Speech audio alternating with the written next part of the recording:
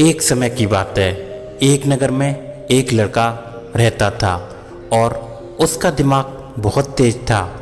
उसकी खासियत ये थी कि वह किसी भी चीज़ को बहुत ही जल्दी और आसानी से सीख लेता था।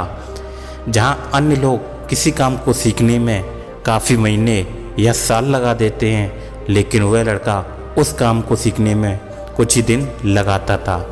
उसकी ये खबर दूर दूर तक फैल गई थी और कहा जाने लगा था कि उस व्यक्ति के जितना बुद्धिमान कोई नहीं है। परंतु वह व्यक्ति तो जानता था कि वह भीतर से क्या है। हर व्यक्ति जानता है कि वह भीतर से क्या है, चाहे वो बाहर से कुछ भी दिखाए। वह व्यक्ति भी भीतर से तो परेशान रहता था, लेकिन अपने अहंकार से अपनी परेशानियों को ढकना चाहता था। वह चित्रकारी करना जानता था, मूर्ति बना सकता था और गीत भी गा सकता था और दुनिया का हर काम वह बहुत ही आसानी से कर सकता था। इसीलिए उसे अपनी बुद्धिमत्ता पर अहंकार था, क्योंकि कोई भी साधारण व्यक्ति एक काम कर सकता है, अधिक से अधिक 3 काम कर सकता है, परंतु वह तो सैकड़ों काम को कर सकता था और बहुत अच्छे से कर लेता था। इसीलिए उसे अपनी बुद्धि पर अहंकार था। वह इस बात को अंदर से ही मान चुका था कि उसके जितना बुद्धिमान इस दुनिया में कोई नहीं है। फिर एक दिन उसका सामना गौतम बुद्ध से होता है। उसे पहली बार एक ऐसा व्यक्ति दिखता है जिससे उसे ईर्ष्या होती है। अब तक उसने ऐसे लोगों को देखा था जो उससे ईर्ष्या करते थे, और जहाँ ईर्ष्या होती थी वहाँ तुलना का होना निश्चय हो जाता है। वह व्यक्ति अपनी तुलना गौतम बुद्ध के साथ करना शुरू कर देता है।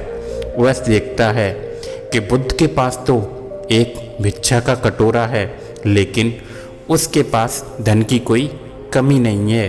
बुद्ध के पास साधारण वस्त्र थे, लेकिन उसके पास वस्त्र बहुत कीमती थे।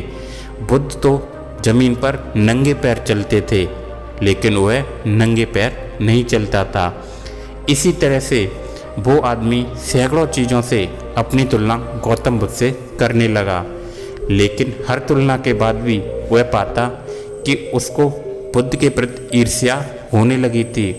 वह व्यक्ति मन ही मन सोचता है कि इस बुद्ध से अपनी तुलना क्यों कर रहा हूँ, जबकि मेरा जीवन इससे 100 गुना बेहतर है।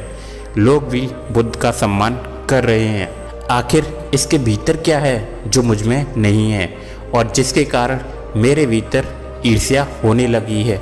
बहुत देर अपने मन में उलझे रहने के बाद वह व्यक्ति तय करता है कि वह बुद्ध के पास जाएगा और उनसे पूछेगा कि उनकी उपलब्धि क्या है। वह व्यक्ति अपने सेवकों के साथ बुद्ध के पास जाता है और उनसे कहता है कि इस इलाके में सबसे बुद्धिमान व्यक्ति मैं हूँ और आप आसपास जो भी देख रहे हैं वो मैं सब जानता हूँ। किसी भी कार्य को करने में मुझे बहुत ही कम समय लगता है और सभी लोग मेरा सम्मान भी करते हैं, लेकिन इन सब के बाद भी मेरे भीतर ईर्ष्या होने लगी है। मैं ये जानना चाहता हूँ कि आपकी उपलब्धि क्या है, ये सब लोग आपका सम्मान क्यों करते हैं। उसके बाद बुद्ध कहते हैं, वैसे तो मेरी कोई उपलब्धि नहीं है, परंतु तुम कह सकते हो कि मेरी एक उपलब्धि है। वह व्यक्ति पूछता है कि क्या मैं जान सकता हूँ कि वह उपलब्धि क्या है। तो बुद्ध कहते हैं, मेरी एक उपलब्धि है कि मैं सभी उपलब्धियों को छोड़ चुका हूँ। वह व्यक्ति बुद्ध से पूछता है, इसका कुछ मतलब समझ नहीं आया। बुद्ध कहते हैं, क्या तुम्हें प्रशंसा अच्छी लगती है। वह व्यक्ति कहता है, प्रशंसा तो सभी को अच्छी लगती है। उसके बाद बुद्ध कहते हैं, क्या तुम्हें निंदा अच्छी लगती है। तो वह व्यक्ति कहता है कि भला दुनिया में कौन है जिसे अपनी निंदा अच्छी लगे। उसके बाद बुद्ध कहते हैं, जो तुम्हें अच्छा लगता है और जो तुम्हें बुरा लगता है, मैं इन दोनों से भी ऊपर उठ चुका हूँ। ना ही मुझे निंदा सताती है और ना ही मुझे प्रशंसा प्रसन्न करती है।